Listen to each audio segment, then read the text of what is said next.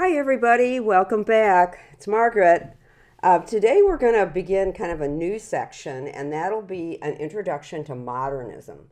So we had two lessons that we talked about pictorialism, known for its soft focus and evocative romanticism and emotional sort of projections.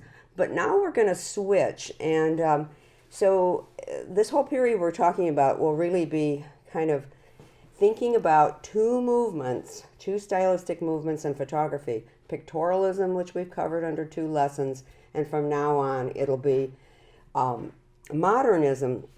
And modernism you can think as a response to the early 1920s, to the world.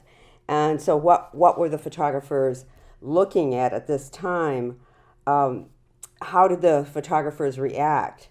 So after World War I, as has been brought out in the news recently, there was a flu epidemic in 1918. And so there was a sort of a feeling of disillusionment, and the artists responded in kind. These artists, we can think of them as being very radical formalists. They're critiquing the social and political problems of the world through exploration and radical alternatives. Then the works are inextricably linked to what was happening in the art world, the world at large. So let's look at just a couple terms that you want to sort of get comfortable with that were, some of them were influenced by art movements. So we have the term collage and photomontage. So the idea of cutting and reassembly, creating a new reality. And as introduced with the social documentary, we have mass printing and publication with half-tone capabilities. So we'll be focusing on two areas in Europe, Germany and Russia, and they'll be 1920 to 30. So in Germany, the artists that we will look at, they had opportunities to print their photographs in the half-tone printing process in such journals as AIZ, and we'll see examples of that. And then in Russia, there was something known as left and novi left, the new left. So these photographers, as I just alluded to, were interested in political issues, and some of them interested in issues of propaganda. The art influences were Constructivism and Dada. And one of the new technologies, which we'll be introduced to very soon, is the 35 millimeter Leica camera.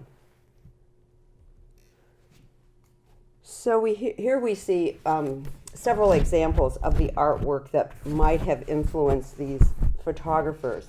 So we have two works of art by Pablo Picasso on the left and in the middle, and one is Les Demoiselles d'Avignon. And this is a Cubist painting, 1907, and it introduces this idea of looking at the world from multiple viewpoints at the same time, so simultaneity. It also flattens space. And then the next one by Pablo Picasso in the center is Bottle of Suze, 1913. Now this one's actually collage, where the Cubist painters began to glue on canvases words clipped from newspapers, labels from bottles, and even actual objects. So they're building up the volume in this case versus breaking down the volume in the Demoiselle. And then on the right, we have an example of what was going on in Russia. This is Kazimir Malevich, and his sort of one-man movement was called Suprematists. So a lot of sort of architectural design enters into the painting.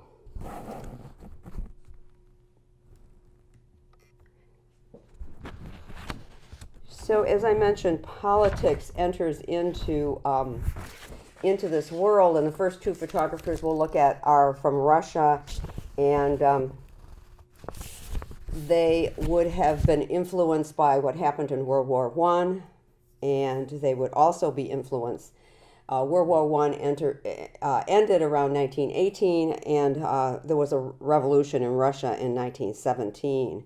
The revolution in Russia will really be the most determining factor in their works. In the revolution, the Russian troops mutinied.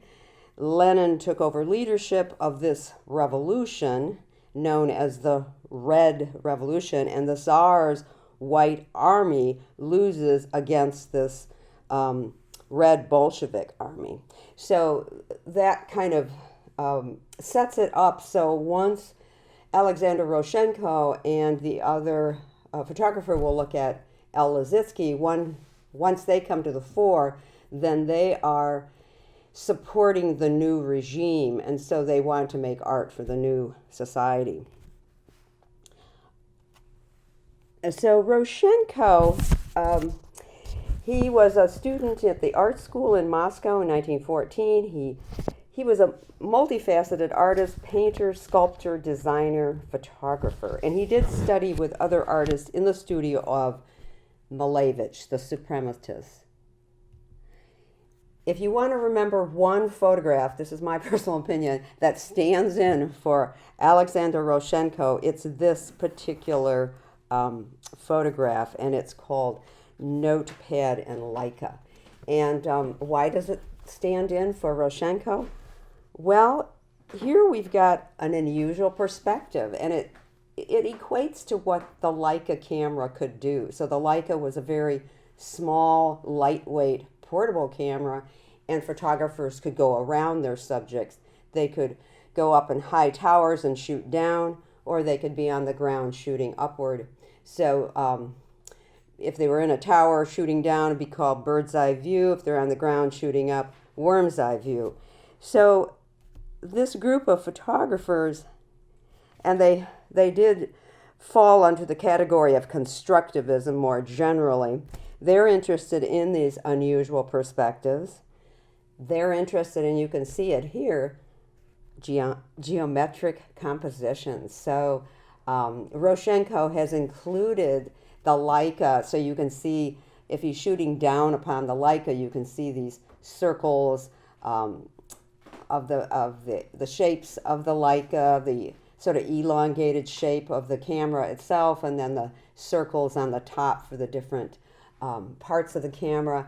And then that's set up against a rectangular notebook with a wonderful diagonal of the pen. So all sorts of things, precise arrangement of objects that makes it an interesting sort of arrangement of design elements.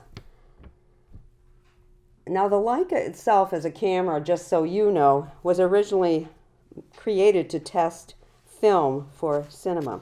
And the Leica itself used roll film, and it had 35 shots on the roll.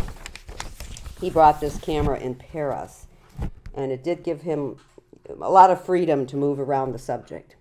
Okay?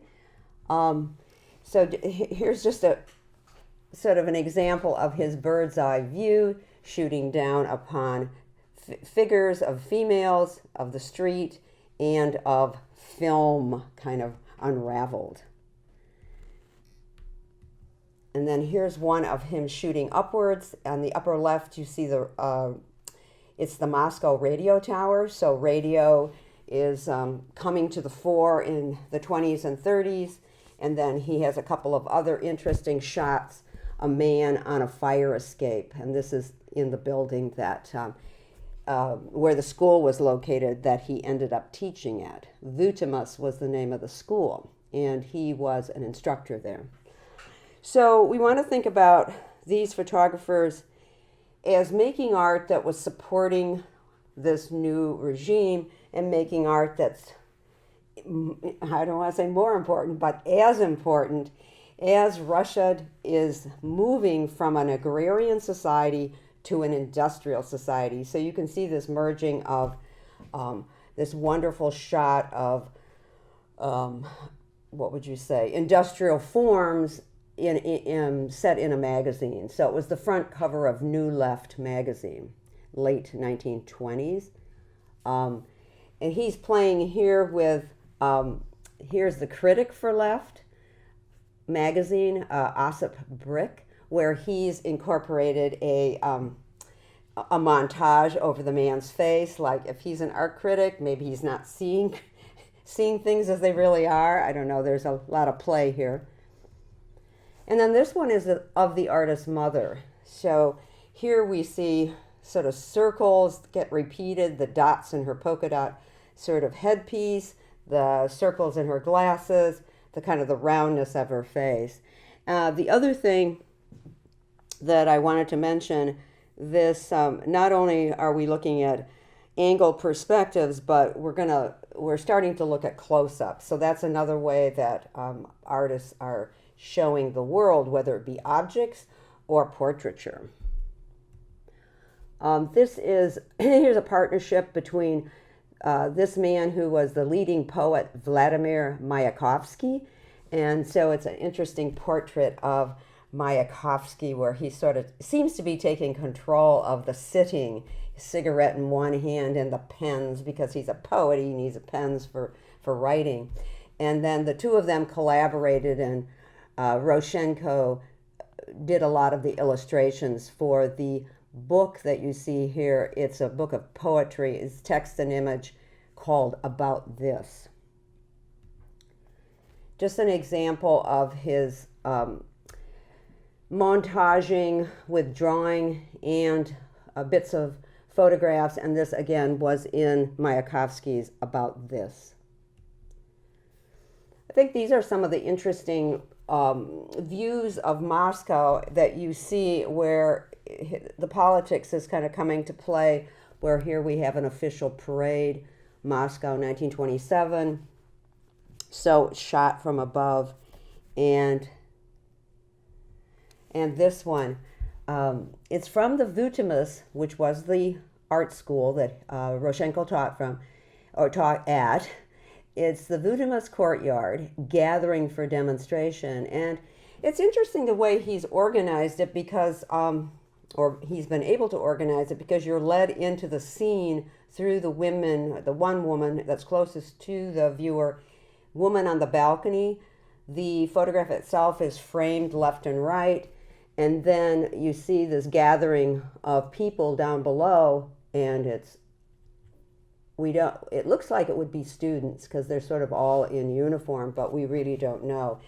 There's a lot of questions unanswered, and what's kind of mysterious as well are those, what would probably be stains on the street, maybe from oil, but it's mysterious. We don't know what caused it, so I think it's an interesting view.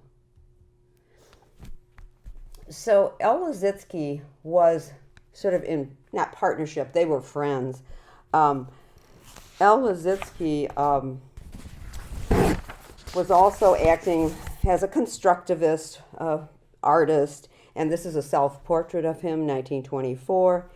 He was a painter, typographer, designer. He did non-representational art, studied architecture before World War I, and in a way like Roshenko, even though they wanted to support the government, they didn't really have maybe necessarily the interest in that as an expression in the beginning, but they were sort of forced into it. They were more interested in formal qualities.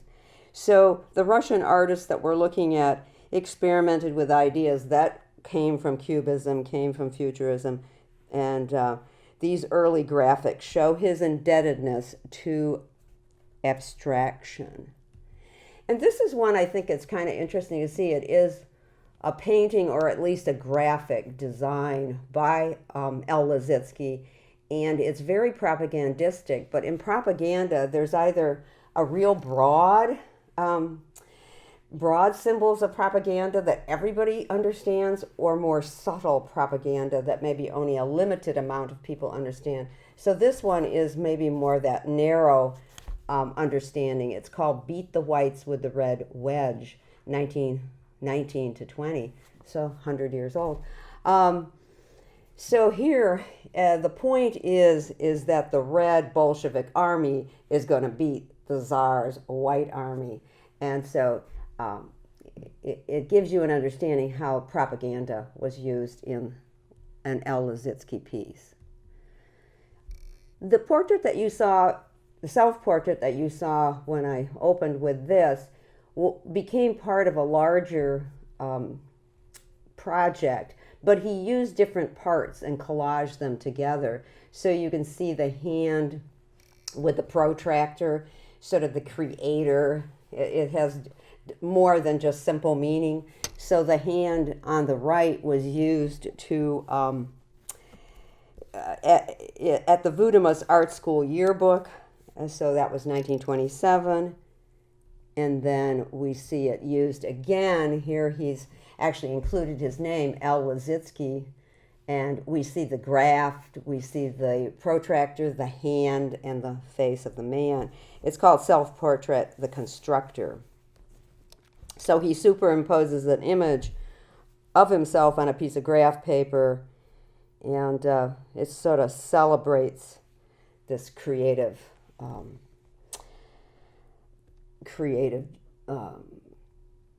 ideas. L. Lissitzky, more so than Roshenko, was a little bit more international. Like, he did a lot of work in Europe. When I say work, kind of cooperative or collaborative work. So he got involved in an exhibition of art in Cologne, Germany, and here's an image from the Soviet exhibit of artwork that was on display there in 1930. So all of these two men that we're looking at in Russia, their work is more utilized as a informational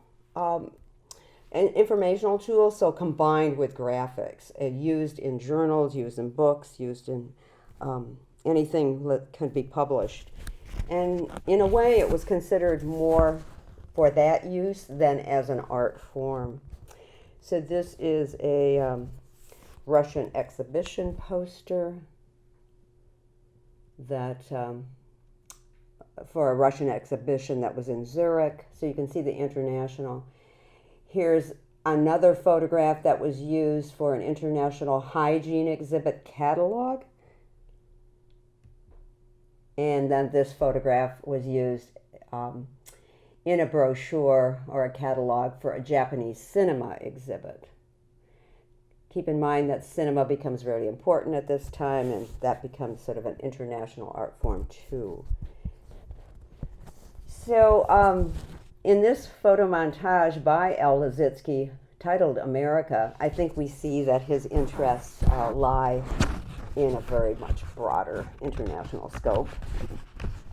And then you can see his exploration and innovation, where he makes a photogram of himself. So these montages at the Constructivists are more architectural. The space is created with the purely photographic self-portrait of the Russian artist L. Lissitzky. So now we're going to move to look at what was going on in Germany at really roughly the same time. So the Germans were more influenced, not by Constructivism, but by an art form called Dada. And Dada got its start during World War I, when artists who didn't want to participate in the war effort left for Switzerland, which was a neutral country. And these artists formed the Dada group, and it was known for its irrationality, where they would give a performance and everybody that was performing would speak the lines in their own language, so it was a mishmash of words. So they did this multiple linguistic performances, nonsensical poems, and ready-made art. And we'll see some more of this down the line. So once the war had ended, then all those who had participated in Dada, the founding of Dada in Switzerland, then went back to their respective countries and sort of formed maybe their own Dada group for a while, we'll say for a while. And John Heartfield was one of those. We see him here in a self-portrait, a montage or a collage with police president Zergabay. So he's known for his humor, his satire, and his propaganda. And in this case, his propaganda is very recognizable, and I think we'll all understand that as we move forward. So his are usually referred to as photo montage. To the left is an international Dada fair, which was going on at the time in Germany, and then a Dada picture on the right, which was made by he and a friend. This idea, supposedly, of collaging was something that he and a friend started during World War I, where if they wanted to send postcards to a friend in the front, they would have to sort of collage things together and paste it on the postcard. Otherwise, it would be seized by the, by the people sort of looking through the mail to see if there was anything propagandistic. But by collaging, they could kind of hide the meaning that they were suggesting.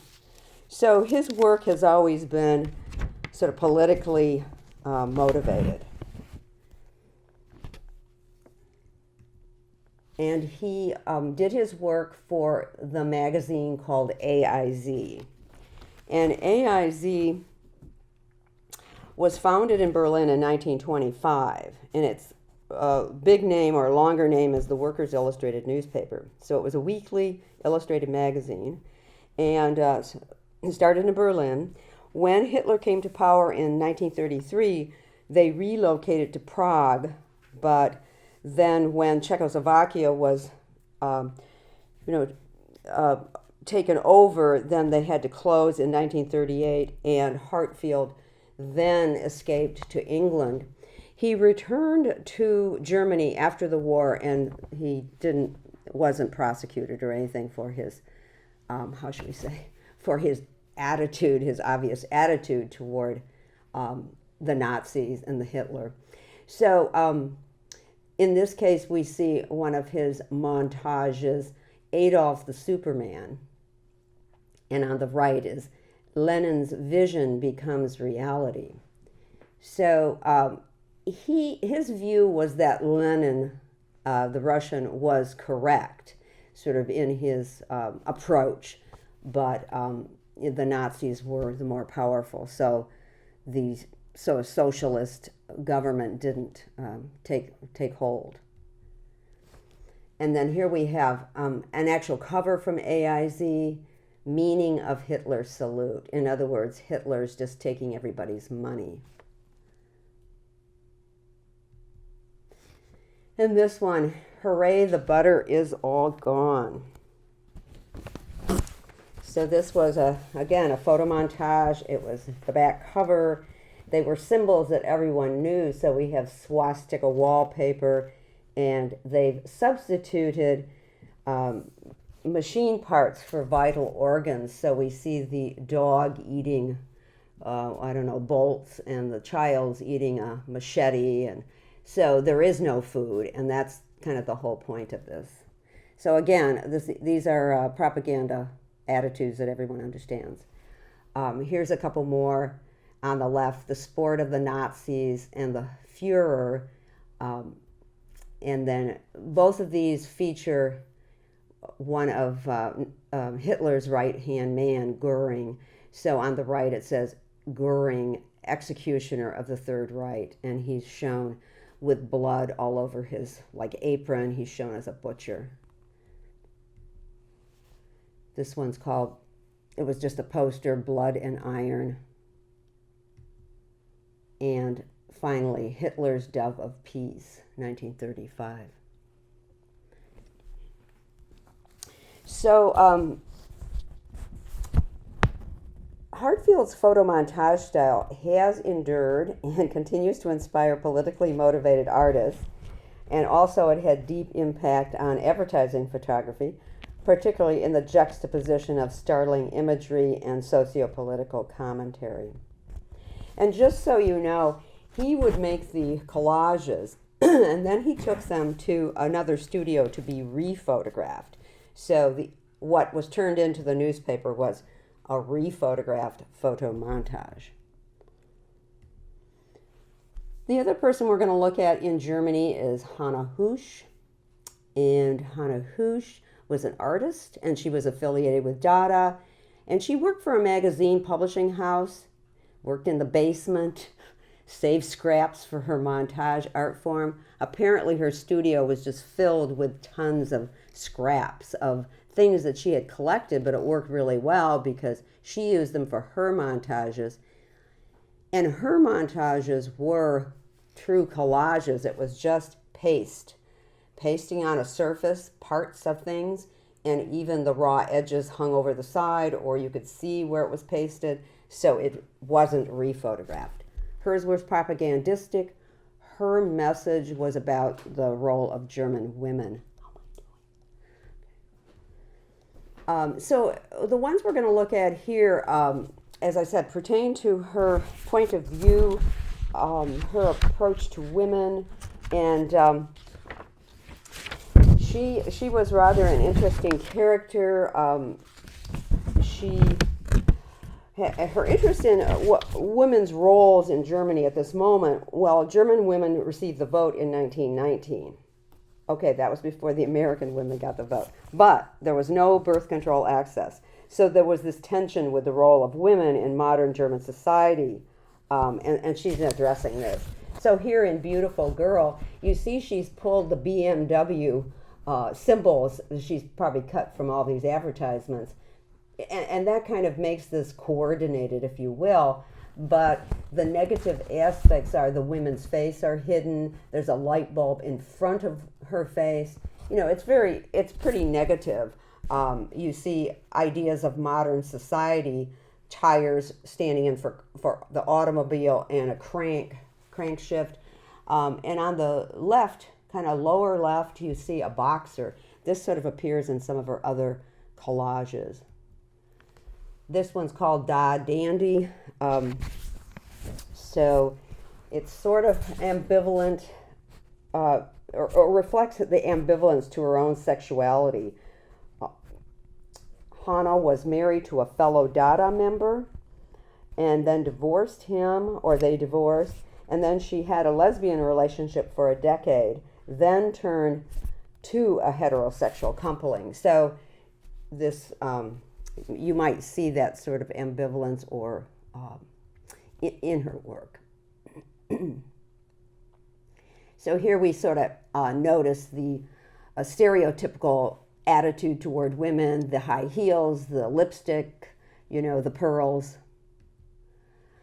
This one's kind of interesting. Dada Ernst. Here it looks, well, we've got the boxers in the upper left, and that must have held great significance for her. We have the woman's leg cut off at the crotch, and a kind of real unusual looking tool here, perhaps used for that purpose. The question I always ask about this, is there anything positive here toward women? Well, there was a woman with a dunce hat, and then we have the athlete in the lower left corner looking out at the viewer, seems to be one of the only symbols that is very positive, we'll say, or the one in the lower right where she looks a little defiant. What's interesting, and one of my former students pointed it out, there's an upside down cross, and I think it's St. Peter, hope I have that right. One of the saints was crucified on an upside down cross. So obviously this is a very derogatory point of view of women's roles currently in society. Hanna Höch was very interested in ethnographic museums, so she ended up spending quite a bit of time going to ethnographic museums, and some of her work then reflects that sort of blending of, so we say, ethnicities. So her work on the right is called German Girl, but clearly it merges sort of, you'd say maybe the hairstyle or the eyes of an Asian woman. And at a time when Germany was promoting this Aryan race, this is a very obviously propagandistic point of view. This is one of her major pieces that is really known, and it was in that International Dada Fair. It's Cut with the Kitchen Knife. It has a longer title, Cut with the Kitchen Knife Through the Last Weimar Beer Belly Cultural Epoch of Germany. So here she has combined modernism. You see wheels and you see politicians. I'm trying to think who we have here. There's an exotic dancer over Wilhelm's shoulders, but it has the head of Field Marshal Hindenburg. So there's this sort of blending of people and types, but recognizable to other people. Albert Einstein is photographed in the upper left. What's I think most interesting about this, if you will, in the lower right-hand corner, if you ever see this in a large version, there's a small picture of a man, and it's Raoul Hausmann, and that was her husband, her first husband. And then on the very lower right hand, there's a tiny picture of Höch at the bottom right, partly on the map of Europe, that depicts the progress of women's getting the vote. So she has highlighted all the countries where women have received the vote. These are some of her pieces that really promote her interest in women. We have the Suite on the left, photo montage reflecting her female lover, and the Russian female dancer on the right. And here we have, on the left, it's an androgynous figure, so kind of combines elements of male figure and a female figure. And on the right is called Streit, and it means argument. But we see two female figures who have obviously had a disagreement. And the last image I'm going to show you from Hanna Höch is kind of interesting. It's called Marlene. And Marlene Dietrich was a stage performer in Berlin at the time. She was extremely popular, and then she was whisked off to Hollywood, where she became a pretty famous movie star in her day. So I think this is interesting, where she's named this Marlene, so we assume that the legs are Marlene, but we don't know for sure who the audience is. Is it the woman in the upper right-hand corner, or is it the man hooting and hollering in the lower right-hand corner? It leaves you to not really know for sure. So I hope this is clear. We've got propagandistic attitudes. It's after World War I. It's merging into, or the time frame comes to play as Europe is sort of gearing up mentally, if nothing else, toward World War II. And photo montage and unusual angles and geometric shapes are very important at this moment.